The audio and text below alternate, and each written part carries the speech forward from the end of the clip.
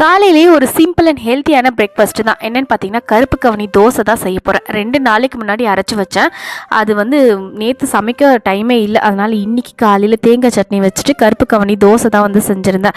இந்த தோசை மாவெல்லாம் அப்பப்போ மிக்சியில் நான் அரைச்சிக்கிறது. கிரைண்டரில் போட்டு இட்லியோடய அரைச்சி வச்சிட்டோம் அப்படின்னா கண்டிப்பாக இட்லி மாவோடு அது ஸ்டோர் ஆகிடும். அப்போ கொஞ்சம் நாள் ஆகிடுச்சினாலே இந்த மாவெல்லாம் சீக்கிரமாக புளிக்க ஆரம்பிச்சிடும்.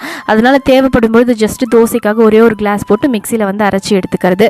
இன்றைக்கி காலையில் பிரேக்ஃபாஸ்ட் தேங்காய் சட்னி வச்சு சாப்பிட்டுட்டு முதல் வேலையாக சின்ன வெங்காயம் பூண்டு இதெல்லாம் முறிச்சு எடுத்துக்கிட்டு மீன் குழம்பு தான் செய்ய போகிறேன். ஃபார்ம் ஹவுஸ்லேருந்து எடுத்துகிட்டு வந்த அந்த மாங்காய் இருந்தது. ஒன்று காயாக இருந்தது, மற்றதெல்லாம் பழுத்து இருந்தது. சரி, காயாக இருக்கிறத மீன் குழம்புல போட்டு செய்யலாம் அப்படின்னு சொல்லி இன்றைக்கி ப்ரிப்பேர் பண்ணியிருந்தேன். இதுதான் நான் ஃபஸ்ட் டைம் மாங்காய் போட்டு மீன் குழம்பு செய்கிறேன். ரொம்பவே சூப்பராக வந்திருந்தது. மத்தி மீனில் தான் இன்றைக்கி மீன் குழம்பு செய்ய போகிறேன். மீன் குழம்புலாம் செஞ்சுட்டு கொஞ்சம் மாங்காய் மிச்சம் இருந்ததா அப்படியே உப்பு மிளகாத்தூள்லாம் போட்டு சாப்பிட்டேன். செம்ம சூப்பராக இருந்தது. ரொம்ப நாளைக்கு அப்புறமா சாப்பிட்றேன்.